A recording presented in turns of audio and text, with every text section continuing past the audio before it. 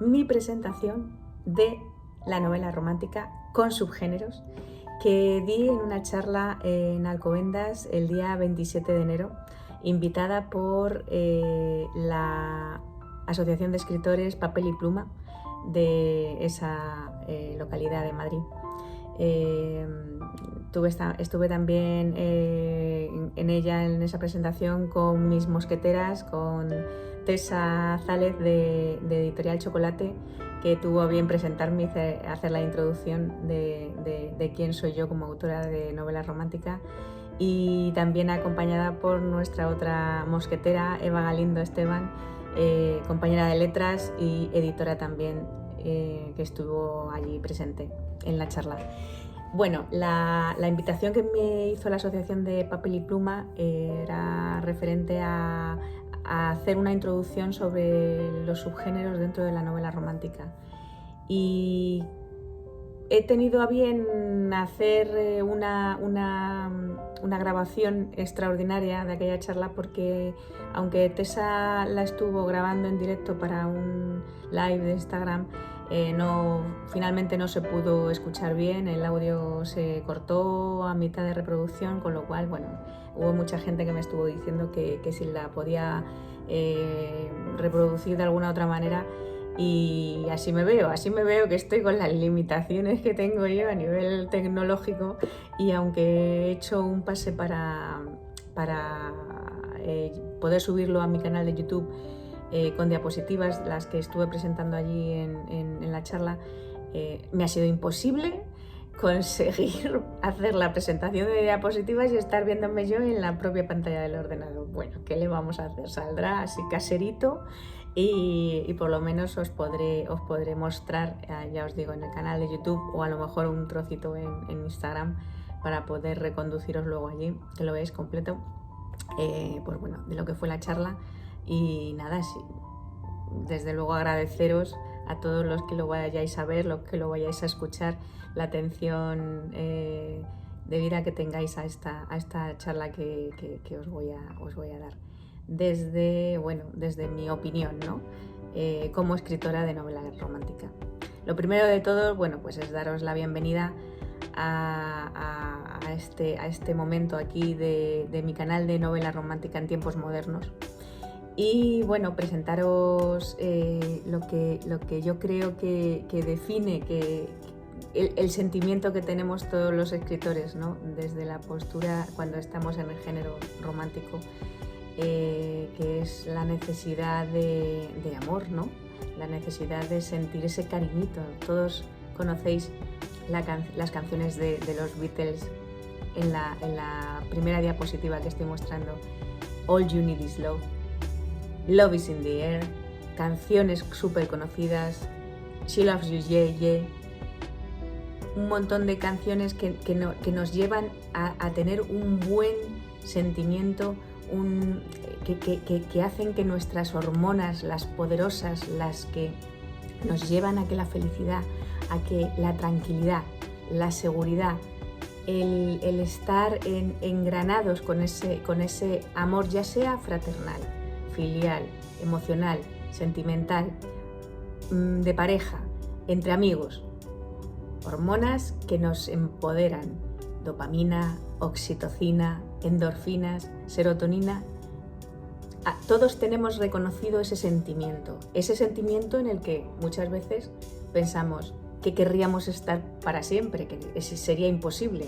De hecho, tenemos que estar equilibrados, y como el yin y el yang, ¿no? Que haya momentos en los que estemos arriba con ese sentimiento a tope, pero por desgracia y por la vida, pues hay veces que no nos podemos sentir así, porque nos falte ese amor, porque haya alguna tragedia, porque haya algún problema, porque no podemos estar ahí arriba en la cúspide, aunque nos gustaría, ¿no? Pero ese amor todo el mundo lo ha sentido en un momento dado. Hay gente que lo ha sentido menos, ¿no? Quizás pongamos por caso los psicópatas, ¿no? Que si les hubieran dado más amor del bueno en su momento, a lo mejor no hubieran llegado a ser así. Pero todos tenemos que reconocer el primer amor de todos, que es el amor propio. El amor propio, si todos nos quisiésemos primero a nosotros, segundo a nosotros, tercero a nosotros, y luego vendría un cariño mucho mayor a la persona que tenemos enfrente, sea quien sea. Y ahí pasamos al amor al prójimo, evidentemente. Cuanto más nos queramos a nosotros mismos, más querremos a la persona que tenemos enfrente, evidentemente. Siempre con el respeto y con la confianza de que ese amor va a ser recíproco, que nosotros damos pero también recibimos a cambio. Y por supuesto, el amor, que no por ser el último es el menos importante, sino que lo tenemos que tener muy pendiente, porque si no, no estaríamos ahí. El amor al universo, el amor a esta tierra que nos sustenta, el amor a la naturaleza, a la madre naturaleza, ¿no? Entonces, dentro de estar en esta onda amorosa, ¿no? Que a todos nos resuena de haberlo sentido, de estar sintiéndolo, de ir a darlo o de ir a sentirlo y no dejarlo de la mano, ¿no? Y siempre poder evolucionar. Es como nos ubicamos nosotros como escritores en novela romántica. La novela romántica nos lleva al escritor a sentarnos y a definir lo que queremos transmitir con nuestros escritos. Y de ahí viene esta charla. La charla principalmente a la que a mí se me invitó la semana pasada fue hablar sobre los subgéneros en la novela romántica.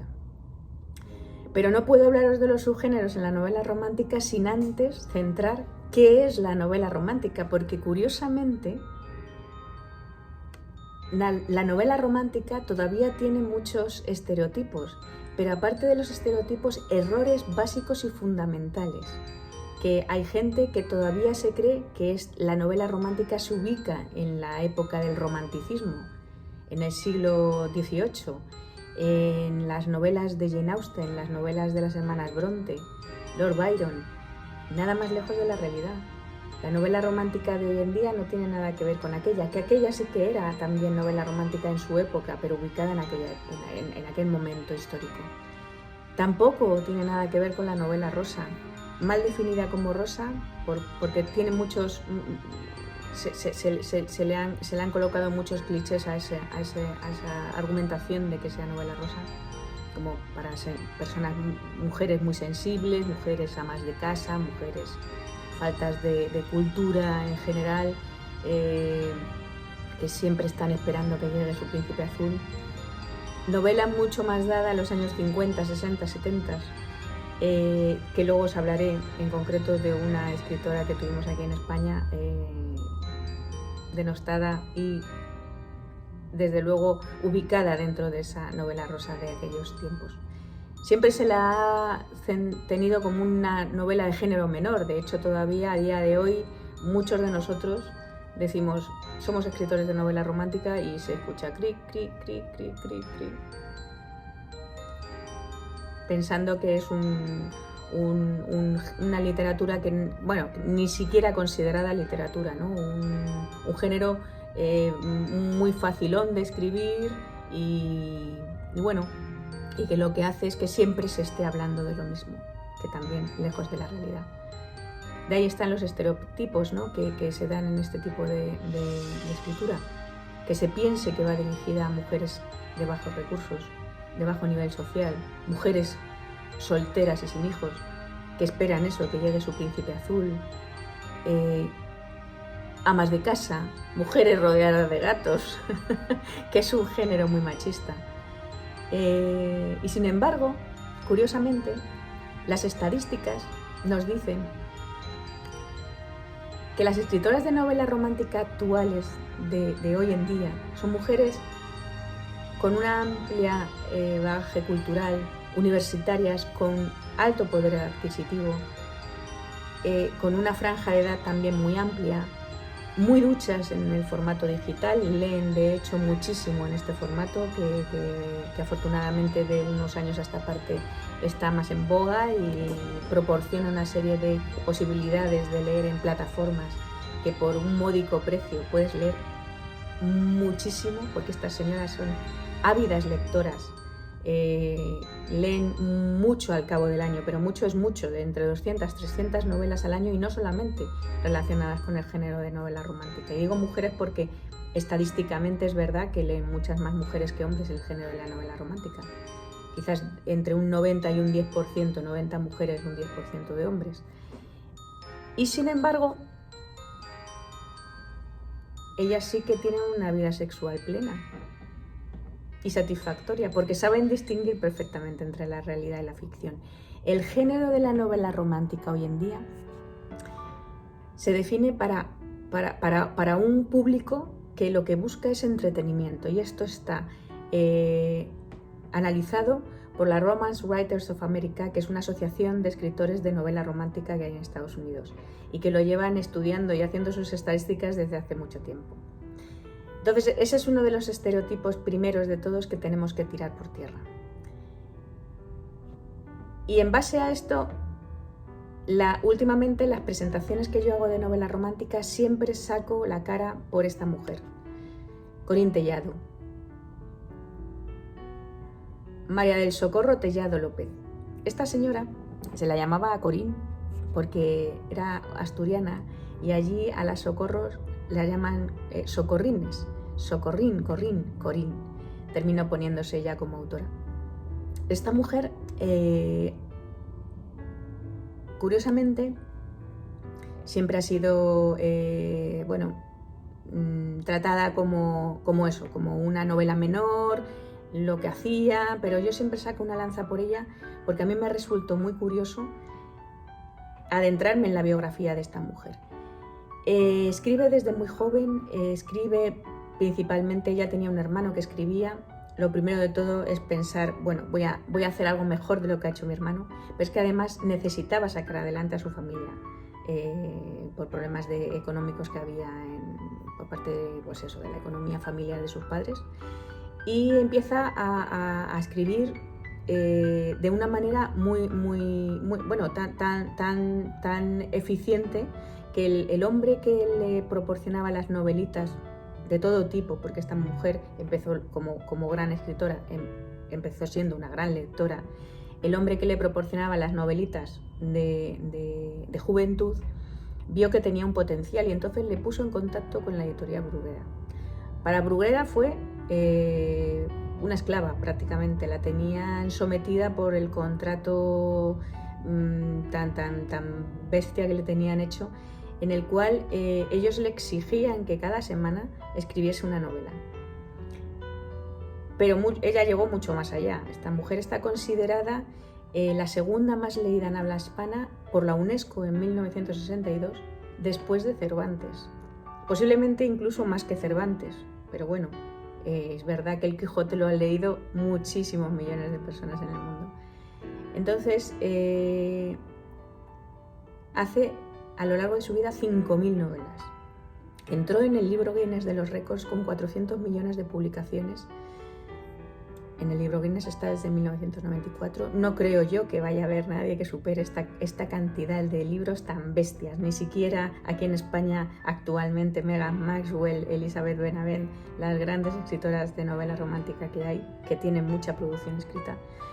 Y en Estados Unidos, por ejemplo, Danielle Steel, que también es una de las grandes, que todavía sigue viva y que todavía sigue escribiendo y que tiene mucha producción. No lo superarán ni ellas ni por supuesto estos escritores de otros géneros, ¿no? Yo la comparo también a un coetáneo de su época, que era Marcial Lafuente Estefanía. Este hombre, aquellos que lo conozcáis, era principalmente conocido por sus novelas del Far West, del oeste americano. Ingeniero de profesión, estuvo en la cárcel por republicano, no se exilió y estuvo viviendo en España, pero fue, pues eso, apartado de los círculos suyos profesionales. Entonces se tuvo que ganar la vida a base de escribir, que vio que tenía ahí un filón, y empezó escribiendo curiosamente novela romántica bajo el seudónimo de su mujer. Luego, años después, empieza a ver que puede tener ahí un tirón con novelas del oeste. Novelitas cortas, también tan cortas quizás, o menos todavía de las que escribía Corín. Y llegó a hacer una producción de unas 2.500, entre 2.500 y 3.000 novelas del oeste americano. no supera a Corín Tellado. Traducida a 27 idiomas, escribió también novela juvenil, una novela larga, curiosamente cuando deja de estar vinculada a Bruguera, en un momento, porque ella vio que antiguamente lo que se hacía para las novelas, para los escritores en España, era pagarles por novela. Claro, por eso necesitaban esa prontitud en la entrega de la siguiente. Eran como prácticamente fascículos que entregaban cada semana. Las tenían puestas en los kiosquitos y claro, esta gente que hizo, cuando empezó a ver el bombazo que era esta mujer, lo que hacían era sacar sus novelas que ya se las habían pagado, con lo cual esta mujer no ganaba más porque ellos estuviesen sacando miles y miles y millones de novelas y distribuyéndolas por todo el mundo, sino que lo que hicieron fue, incluso algunas de las mejores de ella, ponerlas bajo otro seudónimo. Entonces, cuando ella se dio cuenta de esta, dijo, pues bueno, a esta gente yo no les importa absolutamente nada. Y se alejó de ellos y se fue. Fue cuando escribió su primera novela larga. Ellos la demandaron y consiguieron ganar la demanda. Y la única manera que tuvo de vincularse con ellos fue cuando quebró Bruguera. Desde luego en sus novelas, dicho por Cabrera Infante, que se la reconocía como una inocente pornógrafa, porque describía la pasión y el sexo sin apenas escenas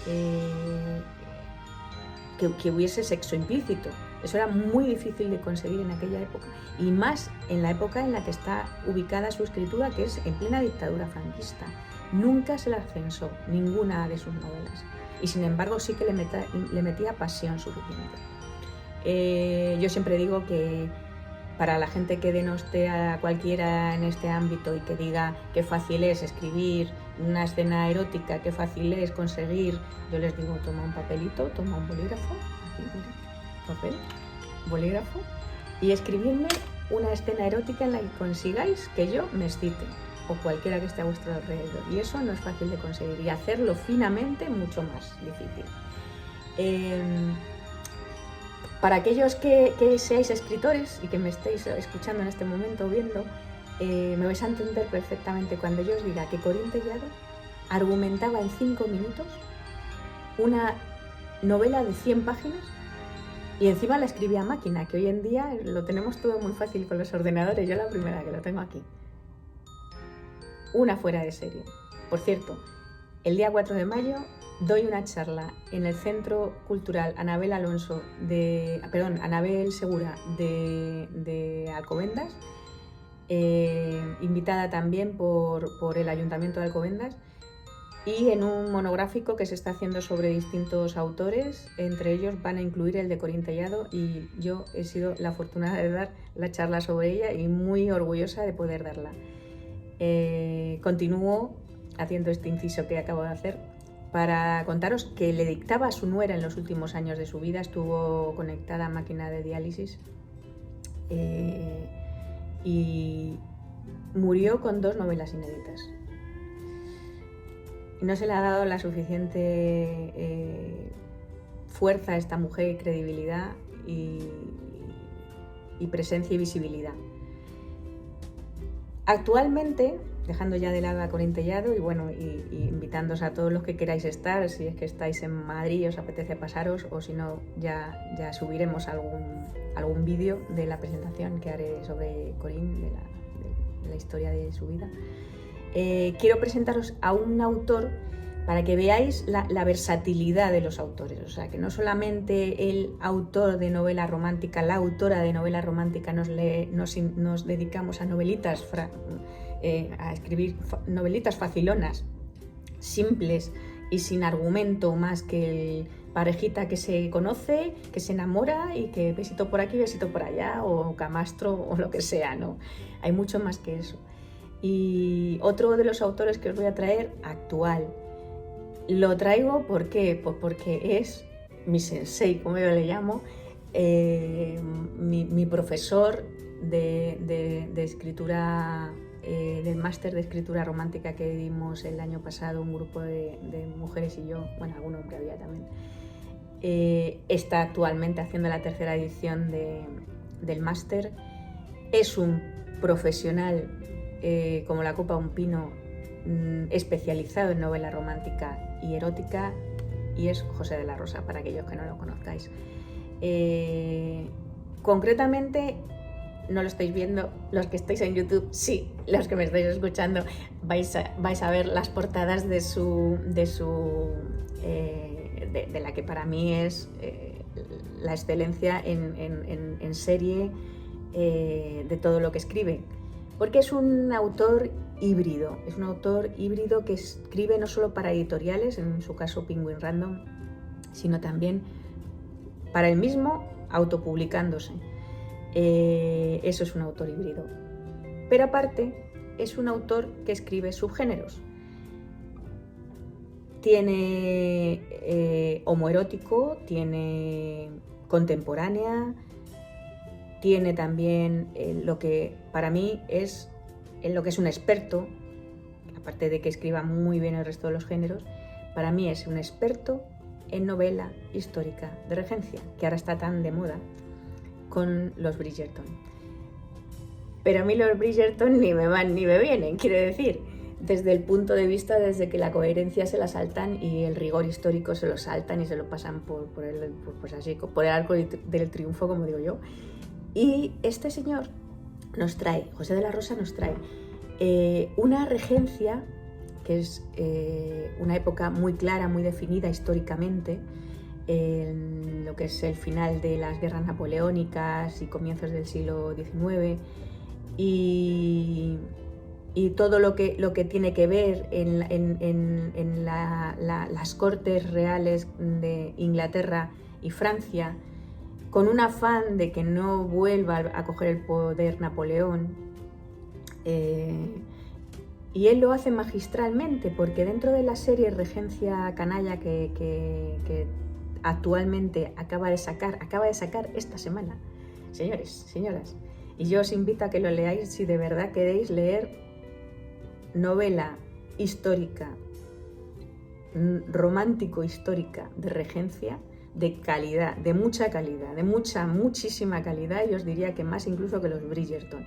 Lo que pasa es que ha tenido mucha fama, la serie gusta mucho y a mí me parece estupendo, pero no se tiene en cuenta los autores españoles. Y desde luego el día que Netflix o cualquier plataforma reconozca a este señor y hagan una serie, por ejemplo, de esta que tiene de Regencia Canalla, España entera va a alucinar y cambiaremos el formato y la visión de ver las series en este país, que siempre un poquito van sobre lo mismo.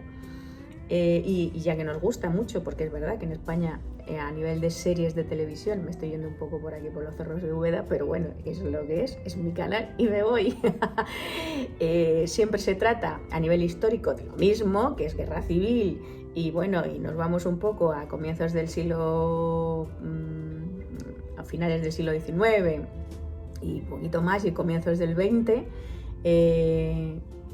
pues no sé, cambiar un poco, ya que estamos en histórica, iros a la regencia de Pepe de la Rosa. ¿Por qué? Pues porque Pepe de la Rosa introduce dentro de esa corte inglesa, corte francesa, mete el protagonismo de personajes españoles que realmente se dio ese tipo de, en este caso, en el primero os voy a hacer un poco de spoiler, para aquellos que no lo hayáis leído, del espionaje que se dio dentro de la...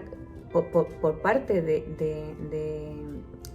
gente de sangre, no real, sino de gente que era adepta al reinado, que no era afín a Bonaparte, pues para ver qué manejos había dentro de esa rama que podía escaparse por ahí otra vez y recuperar el poder. Entonces él lo hace de una manera magistral, con un protagonismo que le da a gente de la corte española, y lo hace muy interesante, muy intrigante, muy divertido y a la vez muy romántico, porque saca con un lenguaje muy adecuado, que eso es muy difícil de conseguir hoy en día. Hoy en día se escribe regencia porque es la moda, novela romántica histórica de regencia. Lo escribe mucha gente. Pero al nivel que Pepe de la Rosa lo hace, con esa magistralidad que tiene del manejo del lenguaje y de los conceptos que en aquel momento se podían dar o no, eso evidentemente supone que este señor tiene un manejo y una documentación alucinante para saber lo que puedes, hasta dónde puedes llegar y hasta dónde no. Y le mete pasión, le mete el enseñarnos las costumbres de aquel momento, como si estuvieses leyendo a un autor de aquella época, como si realmente cuando leemos a Jane Austen sabemos que Jane Austen vivió en la época que vivió, por la manera de escribir y por los detalles que pone y lo que no pone, que magistralmente lo hace, pero es una señora de aquella época viviendo una situación, trayéndonos a este tiempo una situación de aquella época. Y Pepe de la Rosa lo hace, que es un autor contemporáneo, pero contándonos cosas de otros tiempos y que son coherentes totalmente, y que además a la hora de leerlo parece que estás leyendo a un autor del siglo, de finales del siglo XIX. En fin, yo os invito a que lo leáis, José de la Rosa, en su serie Regencia Canalla, que a mí me apasiona, que acaba de sacar la 5ª entrega, que es una precuela de las 4 que ya había sacado anteriormente. En fin, vamos a adelantar y vamos a irnos a la novela romántica con subgéneros, como bien hace Pepe. Y es que la novela romántica tiene que tener 3 premisas fundamentales. Por supuesto que hay unos enamorados, eso no cabe la menor duda, si no de romántico tiene poco. Nos va a dar igual que los enamorados sean una pareja heterosexual, una pareja homosexual, un cangrejo con un bollo de pan o 2 periquitos, o un marciano que viene y se enamora de una bicicleta. Da lo mismo. Tiene que haber unos enamorados. Tiene que haber un conflicto amoroso, evidentemente, porque si no, no hay intríngulis. Aquí nada de besitos y tal, y te quiero mucho y te compro un loro, y porque no nos da para más la historia. Y la tercera premisa fundamental es que tenga un final feliz o positivo. Es decir, la persona que va a leer novela romántica hoy en día está para entretenerse, está para evadirse, está para olvidar sus problemas de fuera y tener un rato de lectura que si encima nos ha dado la posibilidad de tener uno de nuestros escritos en sus manos, tenemos que hacer que llegue a un final en el cual está convencido que va a acabar bien, porque si no se le derrumba la historia, ¿no? Eso nos pasa a muchos de los que vemos comedia romántica en la televisión, que a mí me encantan las películas de comedia romántica, pero me gusta que acaben bien, porque si acaban mal, entonces apaga y vámonos. Pues en base a esto, ¿qué podemos hacer? Que podemos usar clichés, por supuesto. En la novela romántica se usan muchísimos clichés.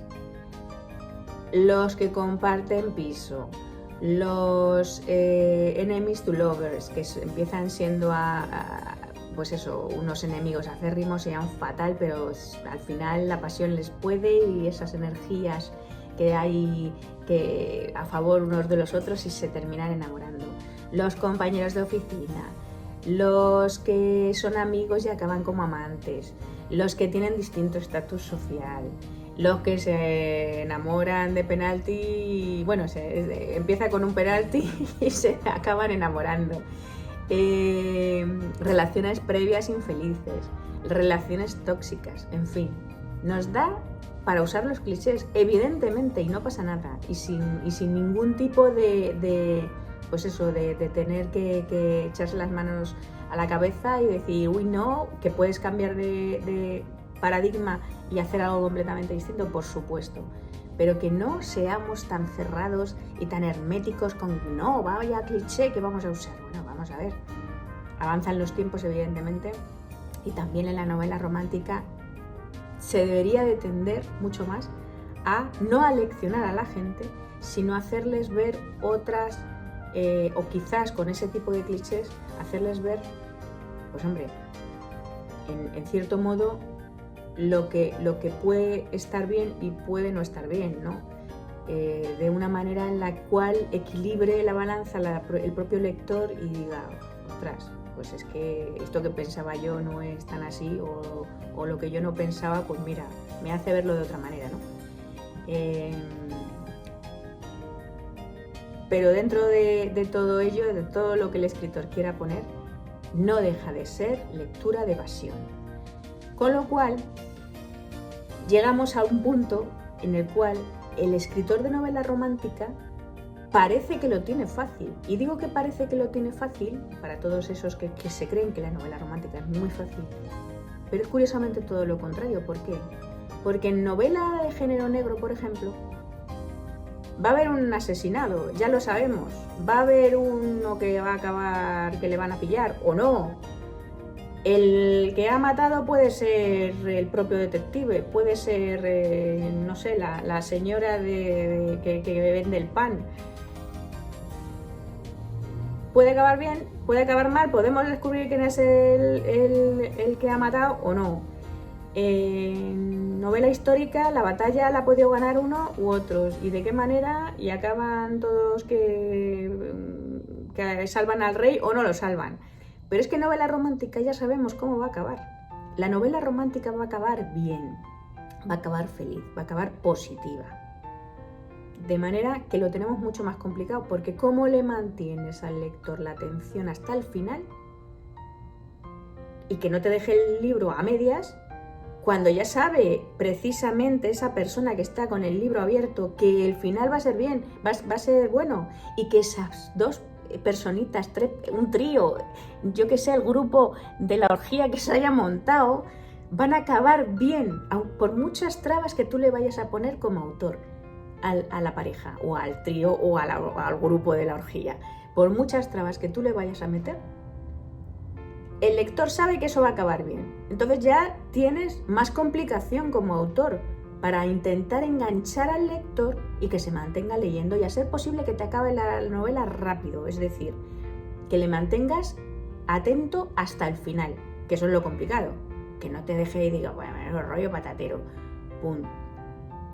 Y las novelas de romántica no todas tienen 100 páginas como las de Corín Tellado, las hay, y hay tochos muy gordos, porque vamos a entrar ahora en cómo se consigue eso con los subgéneros, señores y señoras.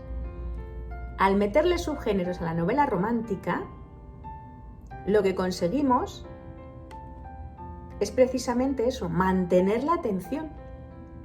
Y el subgénero que le podemos meter es cualquiera de los grandes géneros que tenemos, aparte del de novela romántica, es decir, contemporánea, fantasía, histórica, erótica, policíaca, negra, thriller, lo que queramos. Todo el resto de géneros que tenemos, aparte de la novela romántica, tenemos que coger uno de ellos, el que queramos, o varios, porque es que la novela romántica lo que nos da es la posibilidad de mezclar todos esos géneros, o los que necesitemos coger en un momento dado, incluirlos dentro de la novela romántica. Ya estará de mano del autor que sea brújula o sea mapa, que ya os he explicado alguna vez, y para los que no lo sepáis, os digo que un autor, un escritor mapa es el que idea la historia, su novela, de principio a fin, con cada capítulo esquematizado y claramente lo que va a escribir en cada uno de ellos, con lo cual las salidas del capítulo es difícil que lo suelan hacer los mapas, lo tienen todo muy esquematizado, con su escaleta muy bien hecha, y no se suelen salir del guión que tienen preparado. Pero es que luego estamos los brújulas, yo me incluyo, yo soy brújula total, he intentado hacer la escaleta, a mí me resulta complicadísima. Y los brújulas funcionamos pues como nos va viniendo el aire. Yo siempre digo que es una cuerda en la que tenemos un montón de prendas colgadas. Por supuesto tienes que tener unos mínimos, en mi caso, yo funciono con mi comienzo, con que sé cómo va a acabar y con que sé cuáles van a ser ciertos elementos que hay en el medio, que son los que tengo colgados en esas cuerdas de tender la ropa. Y tengo una prenda aquí, tengo una prenda allá, tengo otra prenda aquí, y yo según voy escribiendo, y mis personajes los tengo aquí colocados o a mi alrededor, según los que haya, me van diciendo toc toc, por ahí no, vete por allí. Y el otro, ti, ahora por acá. Y yo digo, ostras, pues voy a coger esta prenda y me funcionará, pim, pam, pum, y voy montando mi puzzle. Esa es mi forma de trabajar, como brújula. Pues dentro de ese brujuleo habrá gente que, por supuesto, en este caso los mapas, ya tendrán claro que su novela va a ser romántica histórica de Regencia, o novela romántica histórica de Highlanders, o novela de fantasía urbana, o novela romántica de fantasía paranormal, como sea. Pero los brújula, pues en un momento dado, yo tengo claro que va a ser contemporánea, pero puede ser que de pronto esa contemporánea, que puede ser simplemente pues chick lit, ¿no? Chick lit es las mujeres que en un momento dado están empoderadas, con una relación muy fuerte entre amigas, donde hay, bueno, pues una cordialidad entre ellas, mucho humor, pero son mujeres que también se han visto afectadas a lo mejor por las relaciones, entonces, bueno, tienen ahí sus confidencias, y a partir de ahí se va conociendo la personalidad de cada una de ellas, ¿no? Bueno, contemporánea, feel good, por ejemplo, no la consideran, hay gente que no la considera novela romántica como tal, sino como un género aparte, porque es más sentimental, no se da tanto, no se mete tanto erotismo, tampoco tiene por qué estar relacionado con una relación de pareja. Tiene que sonar muy guay y todo muy chachi, pero puede venir de una historia muy dura, ¿no? A lo mejor el desarrollo de la historia. Luego tenemos, por ejemplo, juvenil, el young adult, el new adult. Dentro está en esas escalas de edades en las que el young adult son entre 13 y 17 años. Hay mucho romance ahí, pero no se da tanto el tema erótico, aunque hay novelas fuertecitas, para ser young adult, hay algunas que se pasan un poco.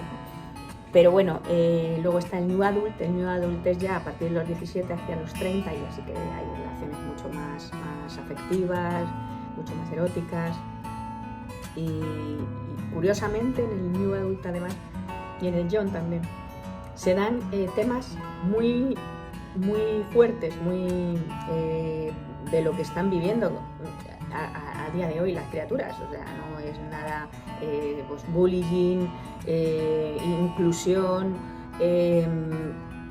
temas de suicidios, ostras, son temas muy fuertes, que no es simplemente escribir sobre las amiguitas y los amiguitos del instituto, sino de temas, se meten en grandes berenjenales y muy interesantes también, según los autores que se dediquen a ellos y que leamos. Luego, por supuesto, la fantasía paranormal, fantasía urbana, sobrenatural, donde se mezclan personajes ficticios con personas reales, en un mundo como este, o en un mundo inventado completamente, con una serie de giros brutales, de aventura o de amor, de romance, en el sentido de que haya unos humanos que se enamoren a lo mejor de personajes de ficción totalmente. Luego, por ejemplo, la histórica, como ya hemos dicho, Regencia, Highlanders, es que puedes tocar cualquier tema que haya ocurrido en cualquier momento, pues eso, de la historia, ¿no? De la humanidad. Luego, por supuesto, el erótico romántico, nos metemos, ¿no? El erótico es como un género en sí mismo, ¿no? Y tiene muchísimas ramificaciones el propio género erótico. Pero dentro del romántico erótico lo hay homoerótico, donde también se da una relación de amor, o sea, no solamente de sexo a saco y punto. El boys lovers, que es una tendencia que hay de escribir sobre adolescentes homosexuales, y normalmente que sean las mujeres que vayan a leer, las lectoras, escrito precisamente para lectoras, aunque sean los personajes homosexuales y jóvenes. Y esto nos puede llevar un poco al K-drama, ¿no? El K-drama que estará tan de moda en series de televisión coreanas, ¿no? Y luego, bueno, pues todo el resto, policíaca, subgénero de policíaco, subgénero de suspense, subgénero de ciencia ficción, con los viajes en el tiempo, el famoso Outlander. El famoso Outlander es novela romántica de ciencia ficción, porque está su nudo central son los viajes en el tiempo, con lo cual se ubica en ese tipo de subgénero. De manera que veáis que la novela romántica lo que tiene es una base clarísima de amor entre pareja, trío, grupo de lo que sea, marciano y pelota de tenis, y alrededor lo que engrandece a esa novela va a ser la subtrama que le queramos meter. Subtrama o subtramas, porque puede haber de cualquier tipo, con lo cual enriqueces la novela muchísimo. Y seguimos teniendo un desarrollo y que nos va a llevar a un final feliz, que es de lo que se trata como autores, que es lo que queremos transmitir, y como lector, que es lo que quieres recibir, un rato de evasión. Entonces, a partir de aquí, yo os presento mis novelas, porque yo me defino como autora de novela romántica con subgéneros. Al final os voy a dar la presentación completa. Entonces, os voy a empezar a presentar cuáles son esos subgéneros que yo trabajo. La primera de todas fue mi trilogía de fantasía sobrenatural. ¿Por qué? Porque hay un personaje centrado en una muchacha que es azafata de vuelo. Qué curioso, eso fue lo primero que yo escribí, basándome en mi propia vida. Y esta muchacha, de ella se enamoran un ángel custodio, que ya no sabe al principio que es un ángel custodio, y un dragón que se polimorfiza en hombre. Esos son los dos personajes de ficción. Yo cogí lo que no quería era ángeles y demonios otra vez, que ya hay 100.000 cosas sobre ángeles y demonios, y quería darle una vuelta completamente distinta y digamos, no completamente el contrario a los ángeles, ¿no? Sino que fuese un aliciente, que fuese algo que pudiesen engranar las dos formas de vida. Y se me ocurrió trabajar con un tipo de ser que todavía no se había escrito nada sobre ellos.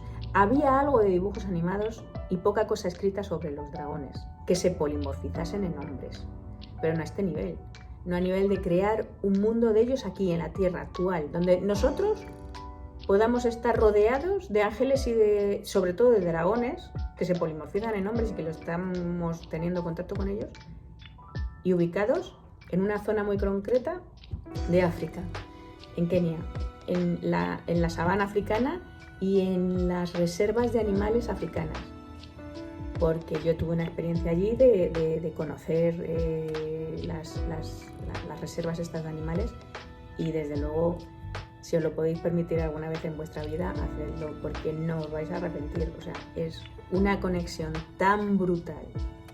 Yo creo que las mejores conexiones de la vida, las más poderosas que podemos tener con la naturaleza, son las muy extremas.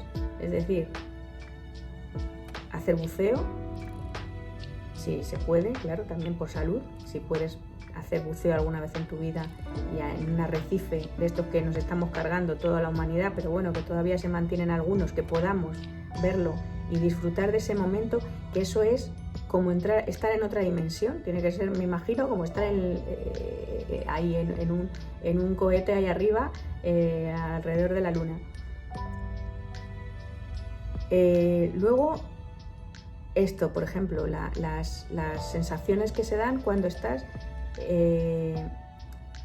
en climas extremos o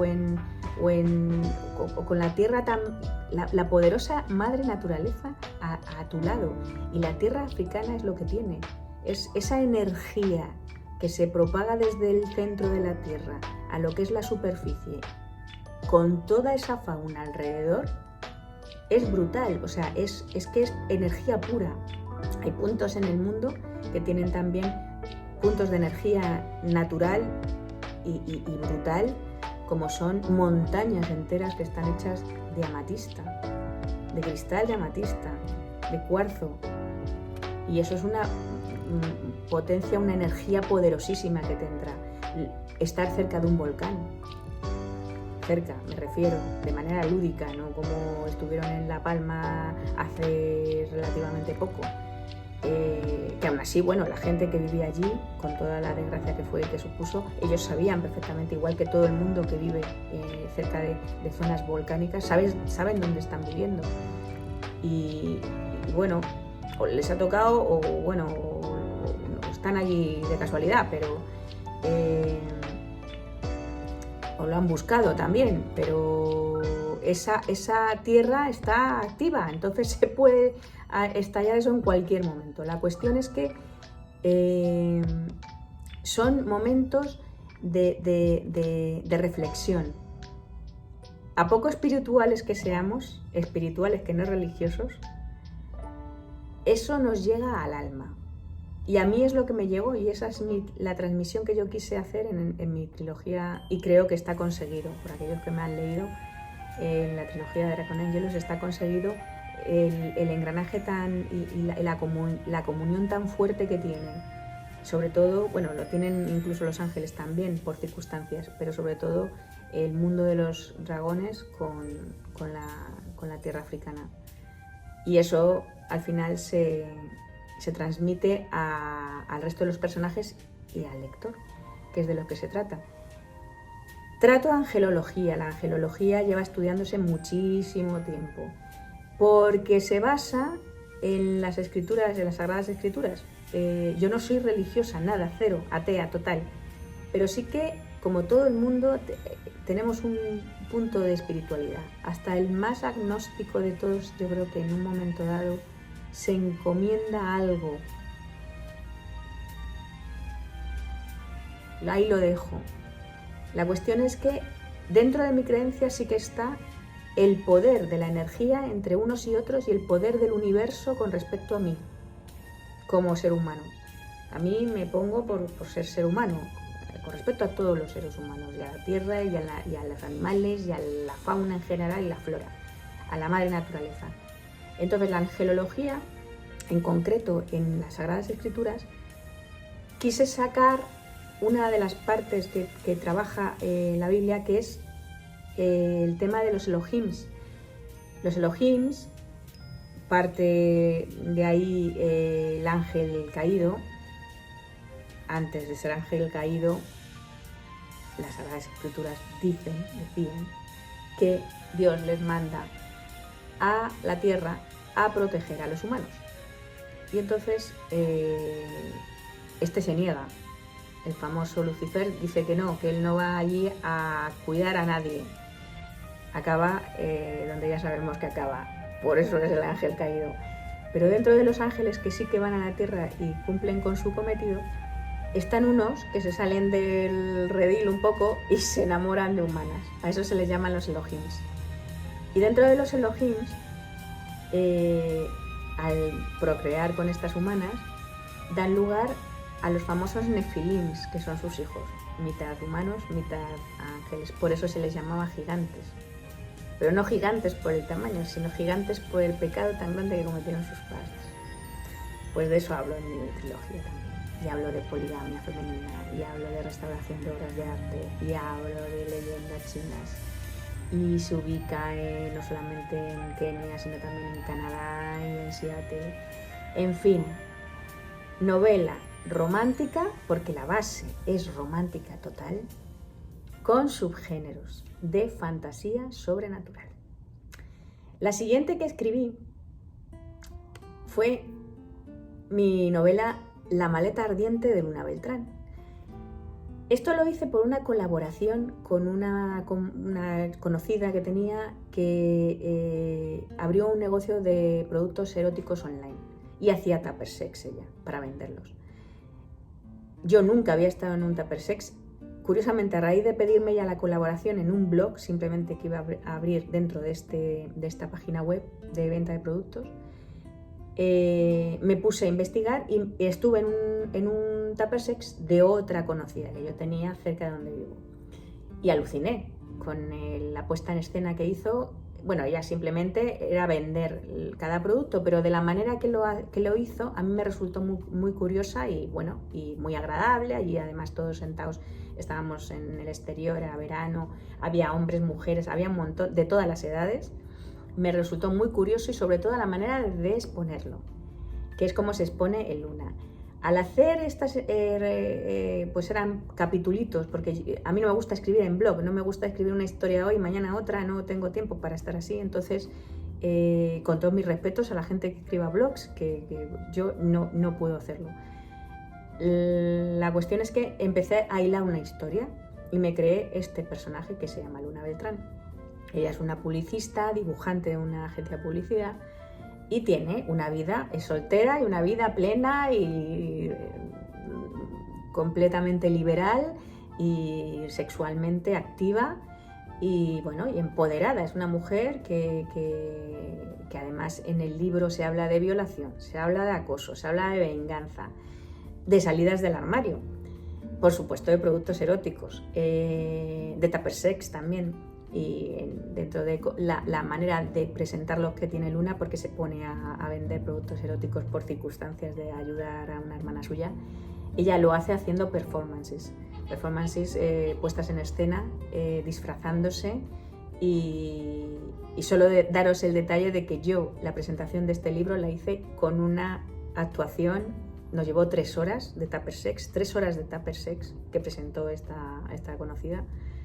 Y yo era la que les enseñaba a la gente los productos. Yo no hablaba solo ella, pero yo bailaba junto con ella para mostrar esos productos. Nos llevó 3 horas, fue un éxito, juntamos a 60, 70 personas, también en verano, y allí con una copa de vino, bueno, con varias botellas de vino, ahí estuvimos largo tiempo. Novela romántica, porque acaba bien y acaba romántica, mente bien, y erótica, con alta carga erótica. Las siguientes que escribí fueron 2 novelas de suspense, novelas románticas de suspense homoerótico. Ya le estamos metiendo aquí varias subtramas. La del suspense, por supuesto la relación amorosa entre homosexuales y con alta carga erótica. Historias que a mí me han venido contadas por terceras personas y y según me las estaban contando ya me hacían el guión perfecto para poder ponerme a escribir, con una simple idea que me contasen, ¿no? En el caso de El secreto de Boomerang fue la construcción a día de hoy de poblaciones que hay que hacer en minas que se encuentran en Australia. Actualmente esa novela está ubicada en una mina que se descubre a cielo abierto, en Australia en el año 2013, y hace que los sobrinos de la persona que me lo contó vayan allí a trabajar para levantar la población que hay que hacer alrededor de esa mina, porque hay que crear un sitio para que estos obreros, estos mineros, esta gente que va a vivir en esa población para explotar esa mina, tenga para comer, para vivir, para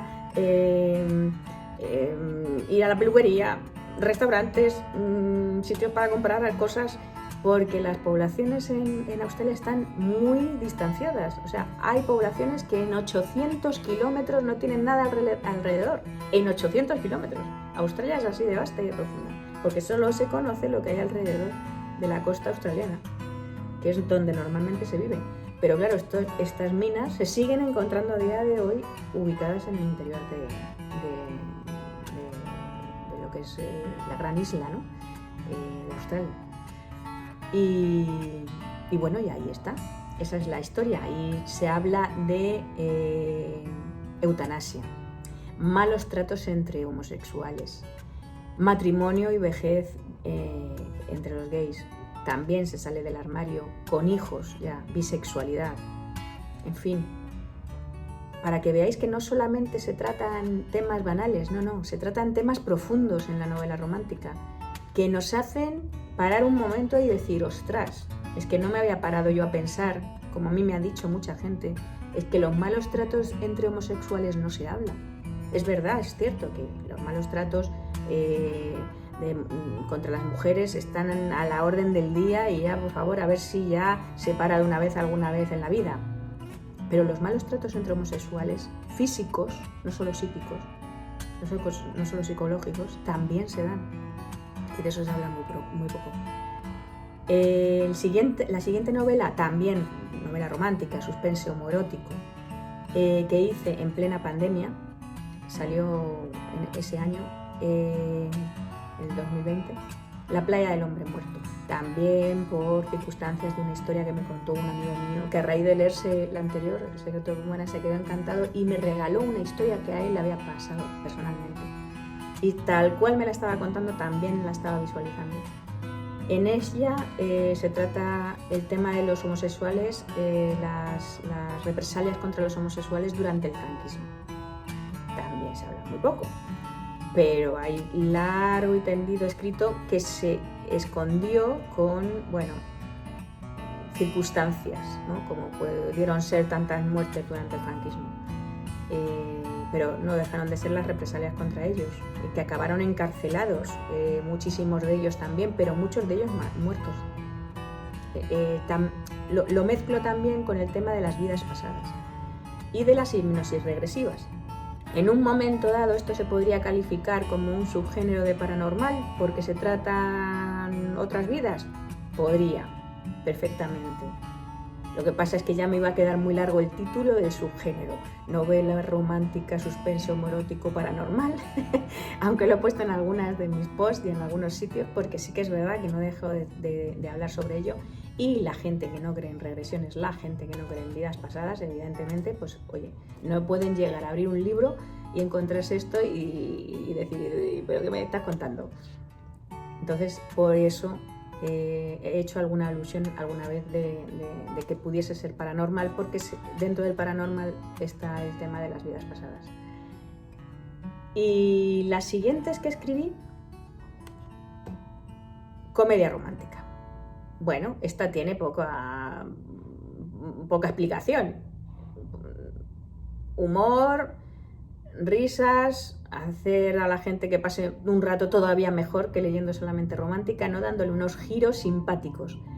En el caso de Clientes misteriosos, amantes inesperados, quise hablar sobre una profesión desconocida para muchos, que son los clientes misteriosos, y que a diferencia de los controles de calidad, el cliente misterioso lo que hace es, pues le da un formulario y tiene que ir rellenando cómo ve que es la atención al cliente por parte de los empleados de cualquier empresa, ya sea un restaurante, ya sea una tienda de ropa, ya sea una joyería, lo que sea. El control de calidad se especializa mucho más. El control de calidad pues es que voy a ver cómo se hacen los motores de un avión y si están bien calibrados y si el avión no se va a venir abajo porque esté mal. O la joya esta, si se ha engranado bien porque es un diamante calibre no sé cuál y no se engrana igual que si es un zafiro. O sea, se especializan, pero el cliente misterioso no, va de incógnito. Se mete, nadie sabe, se piensa que es un cliente cualquiera y está ahí fichando lo que hacen los demás hasta que luego hace un informe para el propio propietario de esa empresa, que es el que pide ese servicio, no para amonestar a sus empleados. La idea no es esa, al menos. La idea es mejorar el trato al cliente. Pero yo le quise dar una segunda, un giro de tuerca a la historia, porque yo trabajo de cara al público. Y es muy ingrato el trabajo de cara al público, y los que trabajáis de cara al público me entendéis perfectamente. Porque los clientes no siempre llevan la razón. No siempre llevan la razón. O sea, ese eslogan famoso del cliente siempre lleva la razón. Bueno, eso es muy bonito para el empresario. Pero eso no es la realidad. Y además está clarísimo que nosotros también somos clientes. Todos. Hasta el que trabaja de cara al público es cliente en algún momento de su vida.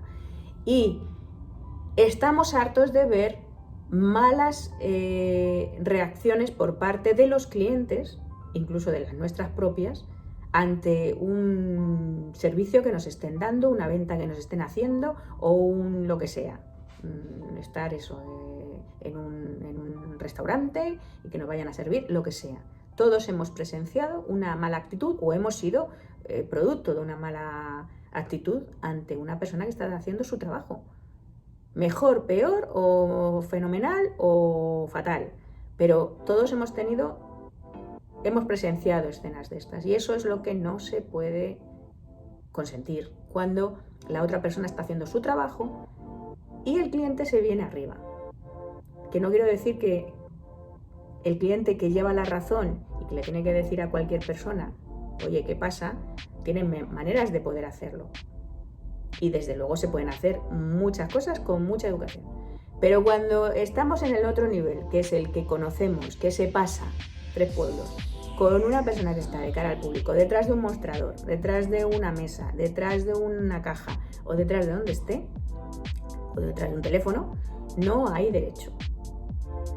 Esto es lo que yo quiero poner, quise poner y sacar a colación en la novela de Clientes Misteriosos, Amantes Inesperados, que es una novela romántica, con mucho romance, que acaba bien, pero que tiene también mucho humor porque se dan un montón de anécdotas de distintas profesiones, muchas distintas profesiones, porque para eso son clientes misteriosos y hay una empresa que se dedica a ser cliente misterioso de muchos hoteles, joyerías, tiendas de ropa, de todo, pero en clave de humor y mostrando las escenas que os puedo garantizar que ninguna de esas es falsa.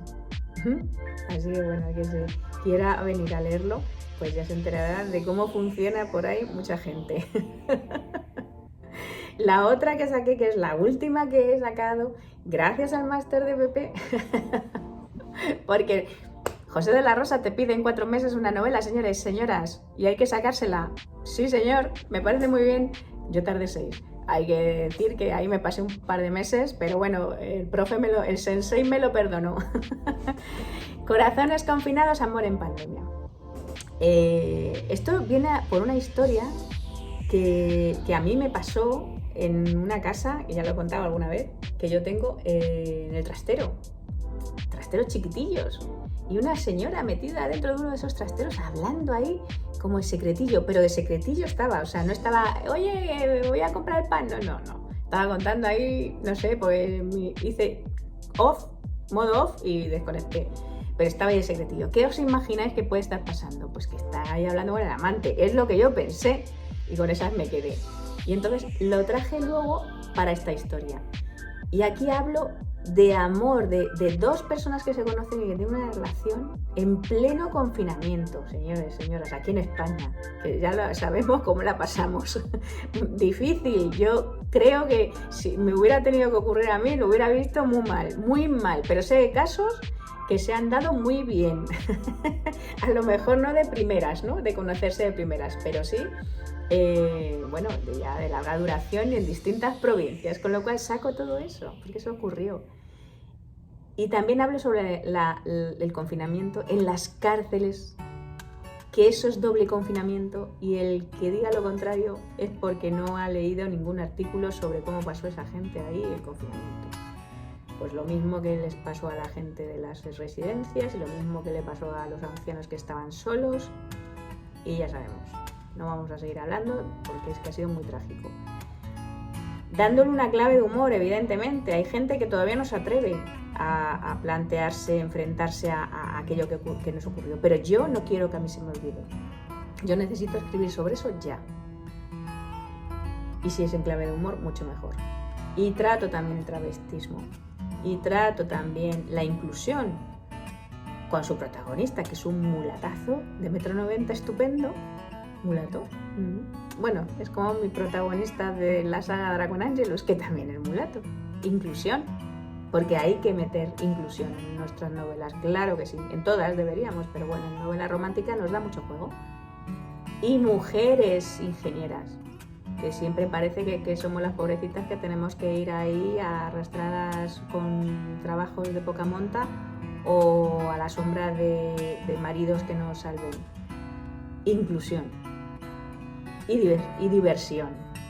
Ay, mis corazoncitos, como los quiero, mis corazoncitos. Bueno, y os voy a dar una primicia, porque yo espero que en menos de un mes esté ya fuera la cosa. Bueno, en menos, tiene que ser menos. Actualmente está en corrección con mi querida correctora Lorena de Gic, que le mando un besito desde aquí.